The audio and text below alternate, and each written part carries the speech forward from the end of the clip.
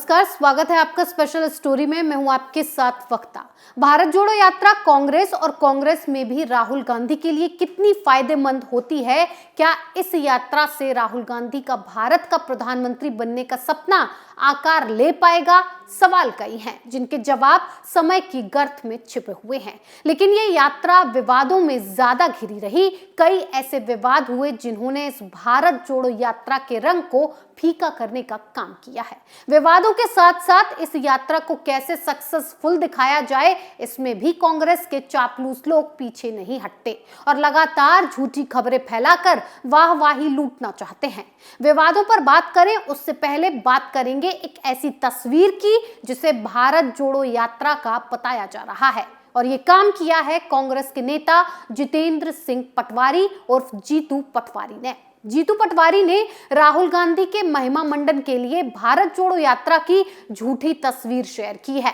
इस तस्वीर को शेयर करते हुए उन्होंने दावा किया कि वायनाड के सांसद राहुल गांधी की यात्रा में जनसैलाब उमड़ पड़ा है। उन्होंने लिखा, जनसैलाब उमड़ पड़ा है, पूरा भारत चल पड़ा है। साथ ही मध्य प्रदेश में कांग्रेस के प्रदेश अध्यक्ष ने सुप्रभात और भारत जोड़ो यात्रा का हैशटैग भी लगाया।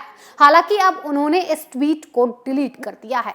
आपको दिखाते हैं वो फोटो जिसमें टैग के साथ भीड़ उमड़ती दिखाई गई है।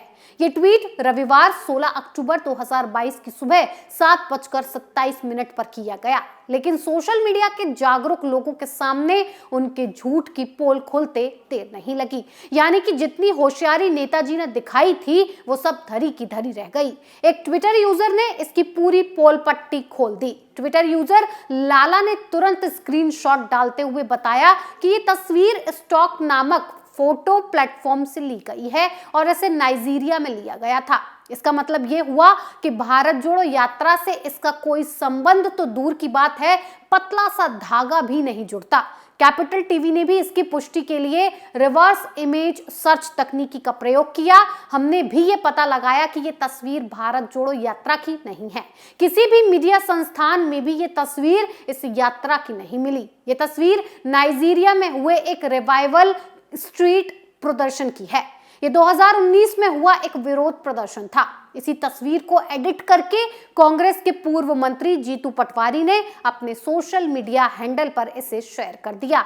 जिन प्रदर्शनों की ये तस्वीर है वो ईसाई मजहब से संबंधित है और एक पादरी द्वारा आयोजित की गई थी। यानी कि पोल पट्टी खुल गई। वैसे ये कोई नई बात नहीं है, कांग्रेस का लंबा इतिहास रहा है झूठी तस्वीरें और वीडियो के सहारे अपनी राजनीति चमकाने का। हाल ही में पार्टी ने आज तक मीडिया चैनल के नाम से एक झूठा सर्वे चला दिया, जिसके आधार पर दावा किया गया कि राहुल गांधी प्रधानमंत्री नरेंद्र मोदी से ज्यादा लोकप्रिय हैं। पार्टी ने दावा कर दिया कि राहुल गांधी की अप्रूवल रेटिंग 52% है, जबकि नरेंद्र मोदी की 46% रेटिंग के साथ पीछे हैं। लेकिन खास बात है कि आज तक ने ऐसा कोई सर्वे किया ही नहीं। लेकिन बात यह है ना कि कांग्रेस पार्टी को लगता है कि जनता सोशल मीडिया पर एक्टिव नहीं रहती है, लेकिन ये महाशय भूल गए हैं कि ये 16वीं शताब्दी की जनता नहीं, 21वीं शताब्दी की पब्लिक है और ये सब जानती है, 1 मिनट में पकड़ लेती है। ये चोरी तो पकड़ी गई। अब बात भारत जोड़ो यात्रा के दौरान हुए विवादों की कर लेते हैं, जिसने राहुल गांधी की छवि को चमकाया नहीं है बल्कि और गंदा कर दिया है। बात राहुल गांधी की भारत जोड़ो यात्रा और यात्रा के चलते विवादों की हो रही है तो सबसे पहले हम केरल की घटना का जिक्र करना चाहेंगे। कोल्लम जिले में एक सब्जी वाले ने कांग्रेस कार्यकर्ताओं पर धमकाने का आरोप लगाया था। सब्जी का व्यापार करने वाले व्यक्ति का आरोप था कि कोल्लम में भारत जोड़ो अभियान के लिए कांग्रेस पार्टी चंदे की रकम जुटा रही थी। सब्जी वाले ने खुद कहा कि कांग्रेस पार्टी के लोग चंदे के लिए उसके पास भी आए और उससे 2000 रुपए मांगे गए थे। पैसा न देने पर उसके साथ मारपीट की गई। घटना का वीडियो इंटरनेट पर जंगल की आग की तरह वायरल हो गया। सब्जी दुकानदार के अनुसार कांग्रेस कार्यकर्ताओं को उन्होंने 500 रुपए दिए, लेकिन वो लोग 2000 रुपए की जिद पर अड़े रहे। पैसा न देने पर उन्होंने तराजू और सब्जियों को फेंक दिया। इस घटना का वीडियो इंटरनेट पर फैल ही चुका था, इसीलिए पार्टी को भी तत्काल प्रभाव से इस पर एक्शन लेना पड़ा और दोषियों को पार्टी से बाहर का रास्ता दिखाना पड़ा। लेकिन जहां कांग्रेस हो वहां विवाद ना हो, ऐसे कैसे हो सकता है? अपनी भारत जोड़ो यात्रा के सिलसिले में राहुल गांधी तमिलनाडु थे, जहां विवाद तब हुआ जब उन्होंने अक्सर ही अपनी बातों से हिंदू धर्म को टारगेट करने वाले विवादित पादरी जॉर्ज पुनैया से मुलाकात की और एक ऐसा सवाल पूछा जिसके जवाब ने विवाद की आग को हवा दे दी। राहुल गांधी ने पादरी से पूछा कि यीशु मसीह भगवान का एक रूप है, क्या ये सही है? तो उनके इस सवाल पर पादरी जॉर्ज पुनैया ने कहा, नहीं, वही असली भगवान है। और विवाद इसीलिए भी हुआ क्योंकि जैसा रिकॉर्ड पादरी पुनैया का है, तमाम मौकों पर उन्होंने सनातन धर्म और हिंदुओं का तिरस्कार किया है। तो ऐसे में राहुल की ये मुलाकात विवादित हो गई। यही नहीं रुके राहुल गांधी, एनसीपीसीआर के पास एक शिकायत आई थी कि राहुल गांधी और कांग्रेस अपनी रैलियों में बच्चों का इस्तेमाल पॉलिटिकल टूल के रूप में कर रही है। कोई कुछ कहे, लेकिन देखा जाए तो ये शिकायत इसलिए भी दुरुस्त है क्योंकि राजनीति अपनी जगह है और नन्हे मुन्ने बच्चे अपनी जगह।